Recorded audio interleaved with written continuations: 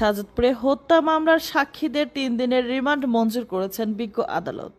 3 November সোমবার সিরাজগঞ্জের শাহজাদপুরে সিরাজুল মণ্ডল হত্যাকাণ্ডের মামলার 5 জন সাক্ষীকে 3 দিন করে রিমান্ড মঞ্জুর করেছেন বিজ্ঞ আদালত। সাক্ষীরা হলেন শাহজাদপুর উপজেলার কৈজুরি ইউনিয়ন পরিষদের ইউপি সদস্য গোপালপুর গ্রামের মৃত আজগর প্রামাণিকের পুত্র আব্দুল গফুর, একই গ্রামের সানো মণ্ডলের পুত্র সেলিম রেজা। তৃতীয় জন হলেন শহীদ মণ্ডলের পুত্র আমিরুল ইসলাম। অপরজন হলেন মৃত ওয়াজেদ আলী মণ্ডলের পুত্র আল আমিন হোসেন। পঞ্চম জন হলেন মৃত ইয়াসিন প্রামাণিকের পুত্র ফারুক আহমেদ। জানা যায় 28 অক্টোবর মঙ্গলবার রাতে উপজেলার কৈজুরি ইউনিয়নের গোপালপুর গ্রামের মৃত শাহাদত মণ্ডলের পুত্র সিরাজুল মণ্ডলকে নিজ বাড়ি থেকে ডেকে নিয়ে যায় কয়েকজন যুবক। 29 তারিখ বুধবার সকালে নিজ বাড়ির সামনে রাস্তার উপর সিরাজুল মণ্ডলের ক্ষতবিক্ষত লাশ পাওয়া যায়।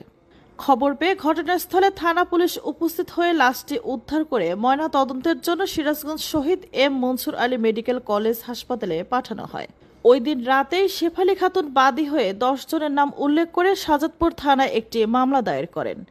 মামলার আসামিরা হলেন পূর্ব চরকজুরি গ্রামের মানিকের পুত্র ওমর আলী, 2 নম্বর আসামি গোপালপুর গ্রামের জাহাঙ্গীর সরকারের পুত্র শাওন, মৃত আদম আলীর পুত্র আলমাস আলী, ফজর খাঁর পুত্র আব্দুল আলিম, মৃত মহের খাঁর পুত্র মানিক খাঁ, বাবু সরকারের পুত্র মামুন সরকার, ইসরাফিল মোল্লার পুত্র ইমন মোল্লা, মৃত মরহম খাঁর পুত্র শরীফ আলম, কৈসা খাঁর পুত্র আয়ব আলী খাঁ।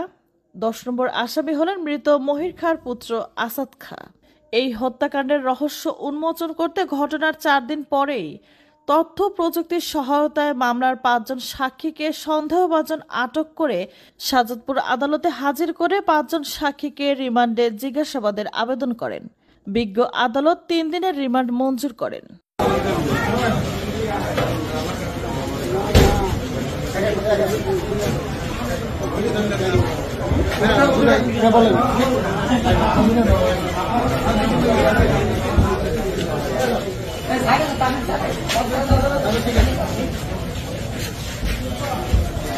আচ্ছা, আমি দিচ্ছি, কাকে দেবো? আপনি আসুন, ভিতরে আসুন।